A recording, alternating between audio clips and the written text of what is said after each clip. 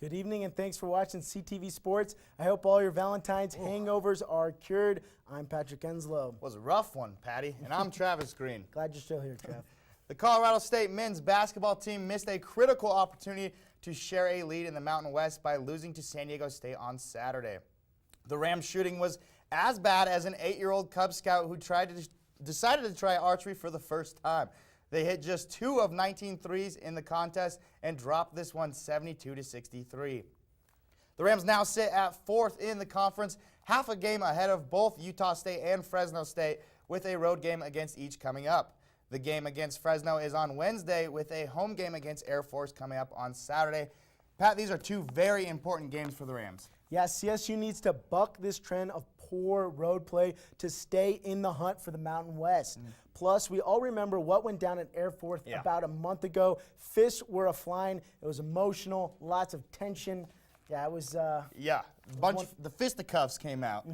And you're absolutely right about road play. Since dismantling San Jose State, the Rams have lost their last 3 games away from Moby. And not liking being away from home. Yeah, and since conference play has begun, the difference between CSU's road play and home play has been evident. The biggest difference comes in their shooting from beyond the arc, and that was definitely apparent on Saturday. Wyoming and San Diego combined only 5 threes in those games. 5 threes, yeah, 2 for 19 against this San Diego State team. I mean, they are a tough defense. They will lock down a lot of teams. That's what they're known for.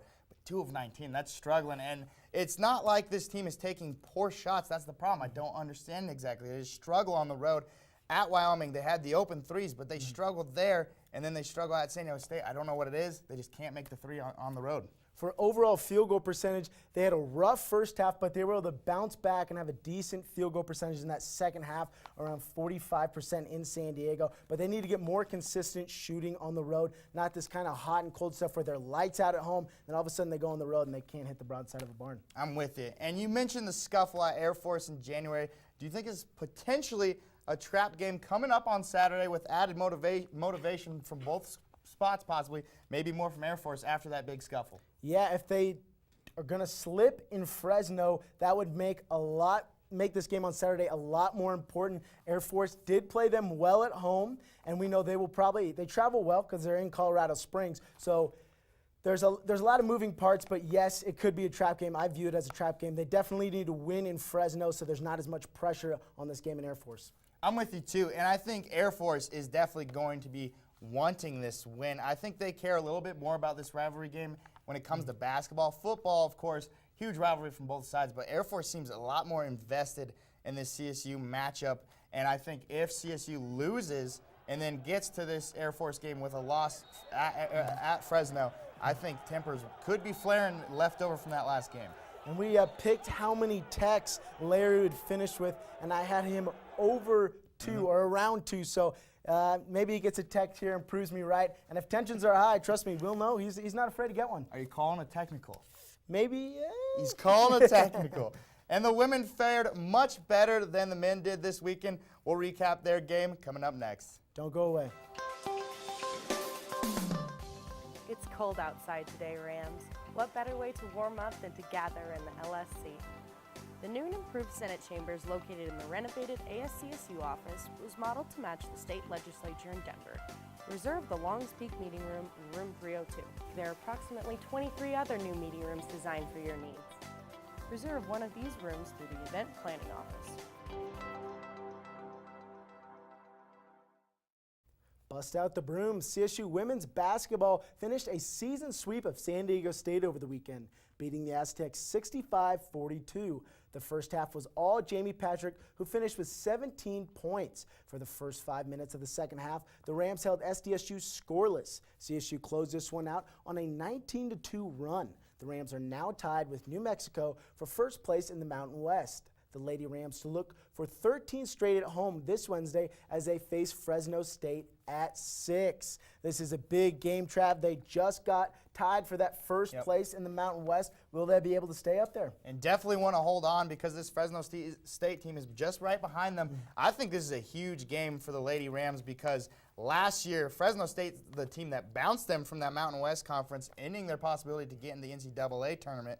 So I think, and then they got the loss at Fresno. I think these girls really want to go out there and beat this Fresno State team. Yeah, for any college basketball team, losses in February are not good, especially when you're riding a 12-game win streak at home, and they just came off a record attendance last home game. So we'll see if they can build on that, but definitely a big game for the Rams at Moby, and hopefully they can break up that tie with the New Mexico loss at the top of the Mountain West. And touching on the attendance, it'd be really nice to get a big fan section out there for this game because this women's team is really hot now. The addition of A.J. Newton we've talked about for the last couple of weeks, she has been fantastic. This team is really riding a hot streak. Yeah, and trying to get their second straight regular season Mountain West title. Yep. Well, over the weekend, the CSU softball team traveled down to Austin for the Texas Classic. The Rams finished the weekend with a 2-3 record, but on Saturday, Molly Randall was dealing. Randall threw the first no-hitter for CSU since 2010 while striking out 3 batters and walking 2 against IPFW. The Rams' offense helped Randall get the no-no by ending the game in the 6th inning due to the run rule as a result of a 3-run home run from Daniel Whitegrave, giving the Rams a 10-0 W. Patty Cakes, that's what we often refer to as the mercy rule. Yeah, real spanking. A real spanking. This weekend, the softball team will hit the road again for the Kajikawa Classic in Tempe, Arizona. That's a tough word, Kajikawa. Real mouthful. Kajikawa. And the Combine is this week where NFL hopefuls will show off their skills to try and impress scouts. 5 CSU Rams will be attending the Combine, including quarterback Garrett Grayson and offensive tackle Ty Sembrello. Patrick, what do you need to see from these guys for them to have a rising stock for the NFL, excuse me. Take a breather there, Yeah. Trav. But Sembrello, he's coming in with high expectations to this Combine where Garrett Grayson can have the back against the wall mentality where just he can't probably get any worse or drop any more slots in these pre-draft or these mock drafts. He's sitting at number 4 right now in CBS behind Jameis Winston, Marcus Mariota, Nick Hundley, and I think a good Combine could only get him above those guys. I don't really see him slipping from that spot. I'm with you. Grayson, I don't think there's much to lose here. I think when it comes down to the Wonderlic test, the old test they do for all the quarterbacks to see, I think that's where he's really going to shine because he's great at preparation for games and makes really smart moves. High NFL and football IQ. Ty Sembrello, I think this is huge for him to go out there and have a real good Combine because he could move up in the tackle position pretty high if he had a great Combine. Well, and he's in a position where it can mean more money. His Of money is course. probably a big thing around where he's sitting right now. Yeah, and what do you think of D. Hart's stock in the NFL? I mean, D had a great season for the Rams here. What do you think he's sitting like for this draft? I'm going to use what happened to Capri Bibbs last year. He went into the Combine. He didn't do he did well, but not as well as we expected. He had a record-setting season. D. Hart didn't put up the numbers Capri Bibbs did during the season. So I see him kind of going down a similar route where he gets signed as a free agency. Maybe if he just goes out there and has an unreal 40, maybe he gets drafted in that 6th or 7th round. I'm with you. I don't see any way that D can get drafted. He had a great season, great player, but Capri Bibbs had a record-setting season here at CSU, and he didn't get drafted. So I just think D. Hart, I don't see the speed for him to go out there, really blow people away. I just don't see him getting drafted. Yeah, I'd have to agree with you there, Trev. Now let's take a look at where we think these players will get drafted. Pat and I threw together our NFL CSU projections, if you will. And I have Ty Sembrello going late first. I think he's going to be in a position that any NFL team needs. They all need tackles, offensive linemen. Tackles of high demand. I think Sembrello will sneak into that first round, possibly 30th, 31st. Garrett Grayson, I got going in the late 2nd. I think he's one of those players, it's a can't miss. He's going to be a good quarterback. Maybe not great or fantastic in the NFL, but you know what you're getting with him, and he gets his job done. Aaron Davis, I see him going in the 7th. I know there's a lot of question around his size, but I think he would be a great linebacker in a 4-3 defense. He's that type of guy you could stick on the end and send him in to go get the quarterback. And then I see D. Hart and Jared Roberts. I hate to say it, but I see them both undrafted.